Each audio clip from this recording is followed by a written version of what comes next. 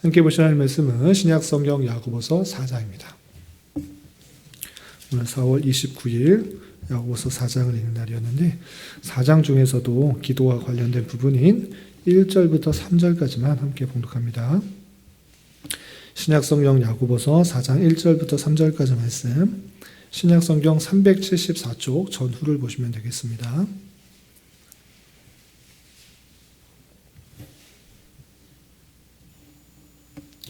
1절부터 3절까지 함께 봉독합니다. 너희 중에 싸움이 어디로부터 다툼이 어디로부터 나느냐? 너희 지체 중에서 싸우는 정욕으로부터 나오는 것이 아니냐? 너희는 욕심을 내어도 얻지 못하여 살인하며 시기하여도 능히 취하지 못함으로 다투고 싸우는도다. 너희가 얻지 못함은 구하지 아니하기 때문이요 구하여도 받지 못함은 정욕으로 쓰려고 잘못 구하기 때문이라. 아멘. 네, 감사합니다. 말씀 읽기 본문은 오늘 야고보서 4장인데 계속해서 야고보서를 읽는 그런 가운데 야고보서에서 강조하고 있는 참된 믿음에 따라 행동해야 될 여러 가지 것들 중에서 기도의 부분을 좀 살펴보는 그런 시간을 가지도록 하겠습니다. 야고보서는 누차 말씀드린 것처럼 참된 믿음을 가지고 있는 사람이라면 어떤 행동을 해야 되는지, 어떤 삶을 살아가야 되는지 다양하게 교훈하고 있는데, 특별히 오늘 기도의 시간이니까 기도와 관련해서 야고보가 어떻게 교훈하고 있는지 그 내용을 좀 살펴보도록 하겠습니다. 야고보서는 총 1장부터 5장까지 5장으로 되어 있는 그런 서신인데, 그 중에서 기도와 관련된 부분은 1장과 4장 그리고 5장 이 세 부분에 걸쳐서 나오고 있습니다. 그러면 각각에서 기도에 대해서 어떻게 권면하고 있는지 좀 살펴보려고 하는데, 우리가 성경을 읽을 때 늘 조심해야 될 것 중에 하나가 무엇인가 라고 하면, 성경에 여러 절들이 있는데 한 절만 떼어서 읽게 되면 앞뒤 문맥과 조금 다른 방향으로 적용하기가 쉬우니까 문맥 속에서 그 내용을 읽어야지 또 내용을 확실하고 분명하고 또 풍성하게 이해할 수가 있는 것입니다. 그래서 기도에 대한 그 부분과 앞뒤 문맥을 살펴보면서 그 부분을 어떻게 해석하고 적용해야 될지 내용을 좀 살펴보도록 하겠습니다. 우선 1장에서 보면 1장 5절부터 8절까지 하나님 앞에 기도하고 간구해야 될 것 중에 하나님 앞에서 의심하지 말고 간구하라, 그런 표현이 있습니다. 1장 5절 하반절에 보면 이런 표현이 있습니다. 모든 사람에게 후히 주시고 꾸짖지 아니하시는 하나님께 구하라, 그리하면 주시리라. 하나님은 언제나 후히 주시고 꾸짖지 아니하시는 분이시다. 그러니까 그 하나님이신 줄 알아 하나님께 간구하라, 구하라, 이렇게 표현하고 있습니다. 그런데 그때 자세, 그때 방법은 어떠한가? 6절, 7절, 8절에 오직 믿음으로 구하라. 하나님은 후히 주시고 꾸짖지 아니하시는 분이니까 믿음으로 구하고 조금도 의심하지 말라, 이렇게 표현하고 있습니다. 그러니까 기도할 때는 의심하면서 하나님께서 주실까 안 주실까 이렇게 걱정하거나 의심하거나 염려하면서 구하는 것이 아니라 조금도 의심하지 말고 믿음으로 하나님 앞에 구하라, 이렇게 하고 있습니다. 마치 의심하는 자는 어떤 사람과 같으냐라고 할 때는 바람에 밀려 요동하는 바다 물결 같으니 이런 사람은 무엇이든지 주께 얻기를 생각하지 말라.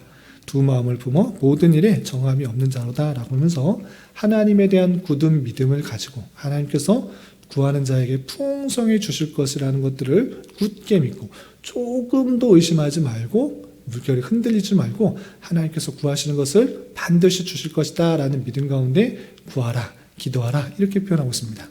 그런데 요 정도만 생각하는 것이 일반 사람들인 것입니다. 그러니까 하나님께 기도할 때는 믿음으로 의심하지 말고 무엇인지 구해야 된다, 이렇게만 적용하는 것입니다. 그래서 앞뒤 문맥을 다 잘라먹고 하나님 앞에 믿음으로만 구한다면 풍성히 주시고 후히 주신다. 우리 기도할 때는 전혀 의심하지 말고 하나님 앞에 믿음으로 구해야 된다라고만 적용하는 경우가 있습니다. 그러나 그 문맥, 그 잘라먹은 5절 하반절부터 8절까지만 생각하면 그렇지만 앞뒤 문맥을 읽어볼 때 그냥 아무 것이나 의심하지 말고 무조건 구하라고 하는 것인가? 그런 것이 아니라는 것을 알 수 있습니다. 어떻게 할 수 있냐? 5절 전반절만 해도 무엇을 구하라고 했는지 그 내용이 나와 있기 때문에 그렇습니다. 5절 전반절 1장 5절 전반절을 보시면 너희 중에 누구든지 지혜가 부족하거든, 지혜가 부족할 때 하나님 앞에 구하라, 이렇게 구하는 것입니다. 그러니까 아무거나 믿음으로 내가 갖고 싶은 거 무엇이나 하나님 앞에 의심하지 말고 간구하면 주로 들어주신다, 후히 주신다, 풍성하게 주신다, 이것을 말하는 것이 아니라 누구든지 지혜가 부족할 때 하나님께 지혜를 구하면 풍성히 주시는 줄 알아. 그것을 담대히 의심하지 말고 구하라, 이렇게 적용하는 것이 기도에 대한 바른 본문인 것입니다. 내가 원하는 부분만 읽고 그렇게 적용해서 하나님 앞에 구할 때는, 기도할 때는 의심하지 않고 무엇이든지 구하면 된다, 이렇게 적용하는 것은 맞는 적용이다, 틀린 적용이다, 틀린 적용이다라는 것들을 알아야 되는 것입니다. 이 문맥 속에서는 야고보 사도는 누구든지 지혜가 부족할 때 하나님 앞에 구할 때 풍성히 주시니 그 지혜를 하나님 앞에 구할 때 의심하지 말고 담대히 요동하지 않고 구하라, 그러면 주실 것이다 라고 표현하고 있는 것입니다. 그렇다면 이 지혜는 무엇인가를 또 아는 것이 중요합니다. 그냥 세상 사는 지혜가 아니라 이 지혜는 어떤 지혜인가? 1장 2절부터 4절까지 나오는 데 있어서 필요한 지혜입니다. 1장 2절부터 4절까지 무엇을 말하고 있는가? 시온이 집중해서 잘 들어주세요. 네. 무엇을 하고 있냐면, 누구든지 성도들이면 시련과 시험을 만나게 되는데 그것을 만날 때 기쁘게 여기라 라고 하고 있습니다. 왜 기쁘게 여겨야 되느냐? 그런 시련과 시험들이 성도들을 더 굳건하게 인내심을 만들고 온전한 사람으로 나아가게 하는 줄 알아. 성도는 여러 가지 환난과 어려움들이 나타났을 때 그 시련에서 낭망하고 좌절하는 것이 아니라 기쁘게 여겨야 된다라고 표현하고 있습니다. 아주 중요한 자세입니다. 성도들에게 삶을 살아가는 데 있어서 환난과 근심과 걱정, 어려움이 닥치지 않는다, 이렇게 말하지 않습니다. 성경은 오히려 여러 가지 시험을 만나게 될 것이다 라고 표현하고 있는 것입니다. 성도의 삶이 그러한 삶이다. 그런데 그러한 삶이 닥칠 때 어떻게 해야 되는가? 기쁘게 여겨야 된다. 왜냐하면 하나님께서 그런 시련과 시험들을 통하여서 성도들을 더욱더 굳건하게 다스려 나가는, 굳건하게 이끌어 나가는 인내심을 기르고 또 연단하여서 또 소망을 갖게 하는 그런 하나님의 방편으로 사용하시는 줄 알아 기쁘게 여겨라 라고 표현하고 있는 것입니다. 그런 데 있어서 여러 가지 시험과 시련들을 만날 때 이겨나가게 하기 위해서 하나님께서 다 지혜를 주시려고 계획하고 있다는 것입니다. 그렇기 때문에 우리는 그런 시험과 어려운 상황이 나타날 때 이겨낼 수 있게 하는 지혜를 달라라고 간구하라라는 그런 뜻입니다. 그러니까 아무거나 의심하지 말고 그냥 하나님께 구하라, 믿음으로 구하라, 이것이 아니고 여러 가지 어려움과 환난 같은 상황이 있을 때 그 어려움을 이겨나갈 수 있도록 지혜를 달라고 간구하면 하나님께서 반드시 주신다. 그러니 여러 가지 환난과 어려움과 역경 속에서 낭만과 좌절에 그치는 것이 아니라 더욱더 하나님께 의심하지 말고 지혜를 달라고 하고 이겨나갈 수 있는 힘을 달라고 하면 능히 반드시 분명히 성도에게 힘을 주시고 또 피할 길을 주시고 또 성도를 이끌어 주셔서 더욱더 온전한 사람으로 인내와 소망과 연단을 가진 성도로서 이끌어 주신다라는 것들을 알려주신다는 사실들을 잊지 말아야 될 것입니다. 그래서 우리는 여러 가지 환난과 역경들을 만날 때 하나님께서 후히 피할 지혜를 주시는 줄 알아 더욱더 하나님만을 의지하며 나아갈 수 있는 우리가 되어야 될 것입니다. 이런 기도를 할 수 있는 저와 여러분 되시기를 부탁드립니다. 그리고 두 번째 4장에서 또 기도가 나옵니다. 기도 오늘 읽었던 본문 중에서 너희가 얻지 못함은 구하지 아니하기 때문이요 구하여도 받지 못함은 정욕으로 쓰려고 잘못 구하기 때문이라 라고 표현했습니다. 우리 시오 이런 말 들어봤어요? 처음 들어보는 것 같아요. 우리 시온이는 이런 말 들어봤어요? 처음 들어봐요? 이거는 아주 중요한 기도의 중요한 부분입니다. 우리가 여러 가지 것들을 간구하는데 하나님께서 왜 안 주시는가? 많은 것들을 요청하는데 하나님께서 왜 기도를 응답하여 주시지 않고 나타내지 않는가? 그것은 부모가 자녀에게 있어서 많은 것들을 용어하고 많은 것들을 요청하지만 그것이 다 필요 없는 줄 알아. 필요한 것들만 주는 그런 아버지의 마음과 같아서 이 아이에게, 이 사람에게 하나님께서 있어서 도움이 되지 않은 것을 주지 않는 그런 것을 표현하고 있는 것입니다. 그래서 너희가 얻지 못한다. 너희가 얻지 못하는 것은 하나님 앞에 구하지 않고 하나님 앞에 기도하지 않았기 때문에 그런 것이고, 또 구하였는데도 받지 못하는 것은 정욕으로 쓰려고 잘못 구하기 때문이다 라고 표현하고 있는 것입니다.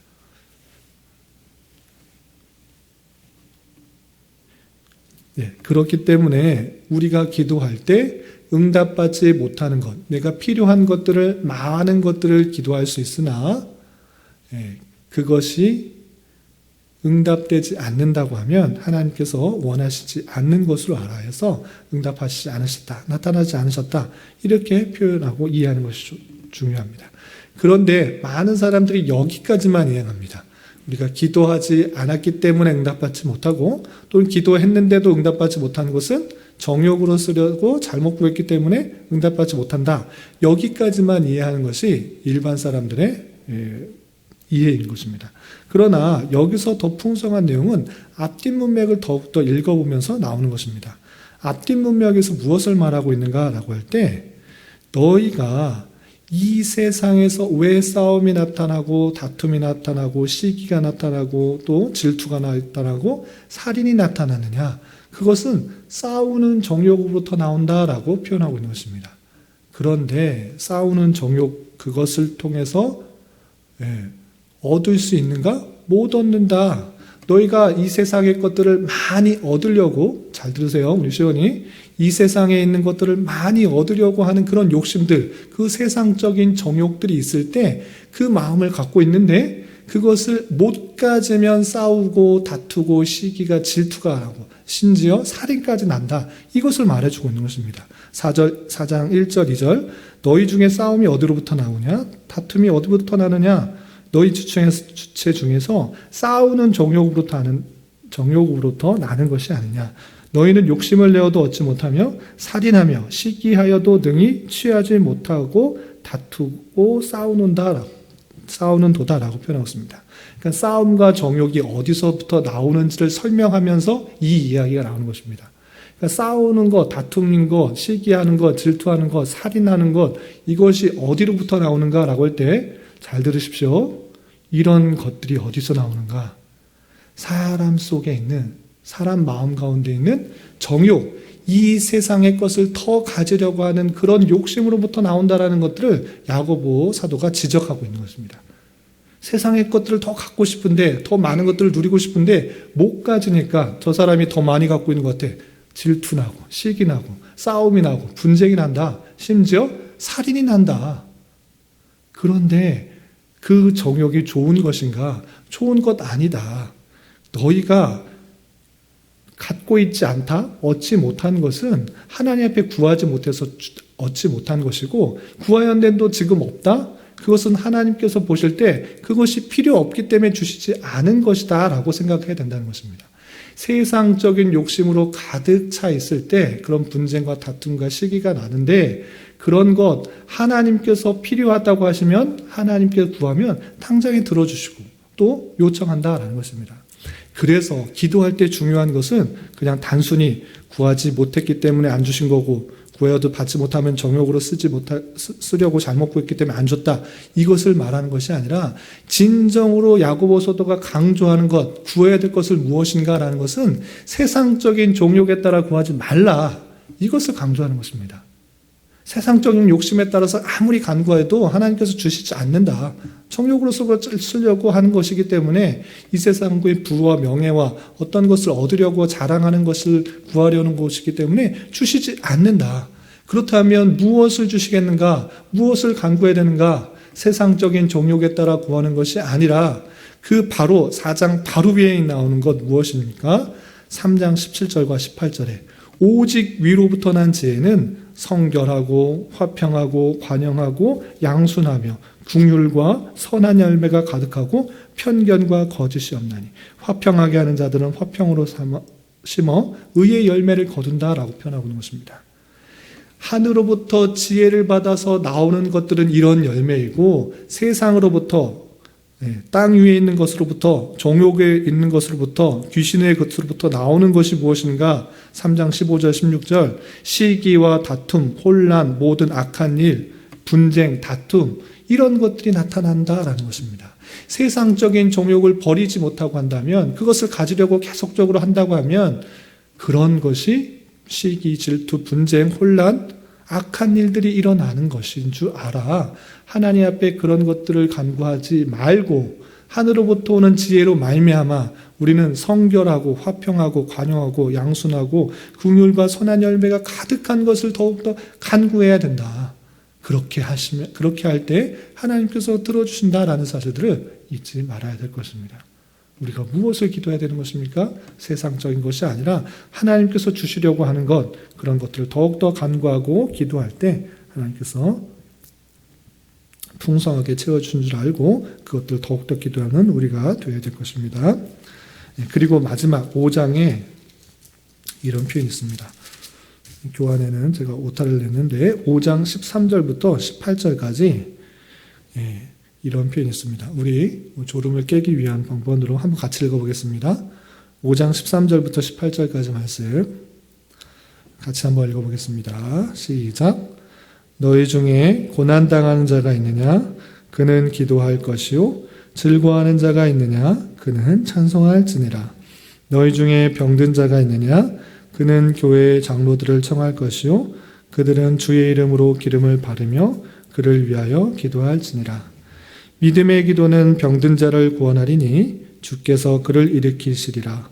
혹시 죄를 범하였을지라도 사하심을 받으리라. 그러므로 너희 죄를 서로 고백하며 병이 낫기를 위하여 서로 기도하라. 의인의 간구하는 역사하는 힘이 큼이니라. 엘리야는 우리와 성정이 같은 사람이로되 그가 비가 오지 않기를 간절히 기도한즉 3년 6개월 동안 땅에 비가 오지 아니하고 다시 기도하니 하늘이 비를 주고 땅이 열매를 맺었느니라. 아멘. 마지막에도 기도에 대한 평이 있습니다. 어떨 때 기도해야 되느냐? 고난 당한 자가 있느냐? 너희 중에 고난 당하는 자가 있느냐? 그를 위해서 어떻게 하라? 기도하라. 그는 기도하라. 그리고 너희 중에 병든 자가 있느냐? 어떻게 해야 된다? 교회의 장로들을 청해서 그때 주의 이름으로 기름을 바르며 그를 위하여 어떻게 하라? 기도할지니라. 병든 사람, 또 고난당한 사람, 그런 사람도 있을 때 어떻게 해야 된다? 기도해야 된다라고 하는 것입니다. 그래서 이 문맥만, 이 부분만을 딱 띄우고, 병들었을 때, 또 고난당하는 사람 있을 때, 그를 위해서 기도해야 됩니다라고 하고, 기도하는 하는 경우가 있습니다. 요것만 해도, 물론 틀린 말이 아닙니다. 이 문맥에서 분명히 고난당하고 있을 때 기도해야 되고, 또 병든 사람 있을 때 장로를 청해서 기름을 바르고 그를 위해서 기도하라고 했으니까 그렇게 기도하는 것으로 할 수 있습니다. 그런데 이것은 어느 때 기도하라 이 정도로 내용에 그치는 본문이 아닙니다. 그것은 무엇이냐? 공동체 안에서 함께 기도하여 그 죄악들을 드러내고 죄악들이 사해지고 또 하나의 교회의 공동체를 올바르게 이룰 것을 표현한 부분인 것입니다. 무슨 말이냐? 이 내용들을 보면 그냥 그치는 것이 아니라 너희 중에라는 그 조건이 붙어 있습니다. 너희 중에 고난을 당한 자가 있으면 기도할 것이고 너희 중에 병든 자가 있으면 또 장로들 청하여서 또 기도하라라고 표현했습니다. 거기서 그치는 것이 아니라 15절 16절을 보면 기도는 병든 자를 구원할 것이다. 주께서 그를 일으키실 것이고 혹시 죄를 범하였을지라도 사하심을 받으리라 라고 하고 있습니다. 그러니까 병들었으면 고난당했으면 기도하고 또 병들었으면 기도하면 분명히 낫는다. 기도를 통해서 병이 낫는다. 오늘 모든 병이 걸리면 병원 가지 말고 기도하라. 이런 뜻을 말하는 것이 아니라 그 공동체 안에 어떤 어려움이 발생했을 때 함께 아파하고 함께 기도하고 함께 간구하는 것을 통해서 그 하나님의 역사를 함께 보도록 하는 것입니다. 그렇게 기도할 때 죄가 사해지기도 또 병든 자가 구원에 된 그 역사들을 보는 것입니다. 그래서 16절에 그러므로 너희 죄를 서로 고백하며 병 낫기를 위하여 서로 기도하라. 의인의 간구는 역사하는 힘이 큼이니라 라고 하면서 서로 위해서 기도하고 또 그 기도를 통해서 죄사함이 일어나고 또 하나님의 역사가 일어나는 것들을 볼 수 있다라는 것들을 강조하고 있는 것입니다. 그래서 병 나았을 때는 그냥 병원 가지 말고 약도 먹지 말고 기도해야 된다 이렇게 말하는 본문이 아니라 그런 어려움들이 왜 생겼는가, 공동체 안에 그런 어려움들 곤란들이 왜 생겼는가, 병든 자가 왜 생겼는가, 함께 기도하는 수단으로 삼아 하나님의 역사를 바라보는 방편으로 쓰신다라는 사실들을 잊지 말아야 될 것입니다. 우리 교회 안에 어려움 당한 그런 성도들이 있고 또 병으로 인하여 질병으로 인하여 아파하는 성도들이 있는 것입니다. 그 사람 일이지 내가 무슨 상관이야. 내가 살아가는데 무슨 그 성도가 이렇게 되든 말든 무슨 상관이야. 이렇게 생각하는 것이 아니라 그 교회 공동체의 아픔을 생각하며 고통을 생각하며 고난을 생각하며 함께 기도하고 함께 간구할 때 하나님의 놀라운 역사가 우리의 기대와 소망보다 훨씬 더 크게 역사하는 것을 함께 보는 방편으로 하나님께 사용하신다는 사실을 잊지 말아야 될 것입니다. 엘리야도 우리와 똑같은 사람인데 그가 하나님 앞에 기도할 때 그런 놀라운 역사를 본 것과 같이 우리가 하나님 앞에 기도할 때 그런 놀라운 역사를 볼 수 있는 줄 알아 우리가 더욱더 그런 어려움과 질병과 환난과 어려움들이 생겼을 때 공동체를 위해서 함께 기도하는 것을 통하여서 하나님의 놀라운 역사 살아서 섭리하시는 그것들을 볼 수 있다는 것들을 깨닫는 방편으로 살아가야 되는 것입니다. 이런 말씀의 교훈에 따라 첫 번째, 우리는 여러 가지 시험과 환난 속에서도 잘 견디고 이겨낼 수 있도록 하나님께 지혜를 간구해야 될 것이고 또 세상 것을 더욱더 구하기보다는 하나님의 백성답게 더욱더 성숙하고 성장하기 위해서 하늘에 오는 지혜로부터 의의 열매를 맺을 수 있도록 기도해야 할 뿐만 아니라 내 자신뿐만 아니라 또 우리의 함께 교회를 이루도록 한 그 공동체를 위해서 기도해야 될 것입니다. 이렇게 기도할 수 있는 저와 여러분 되시기를 주님의 이름으로 부탁을 드립니다.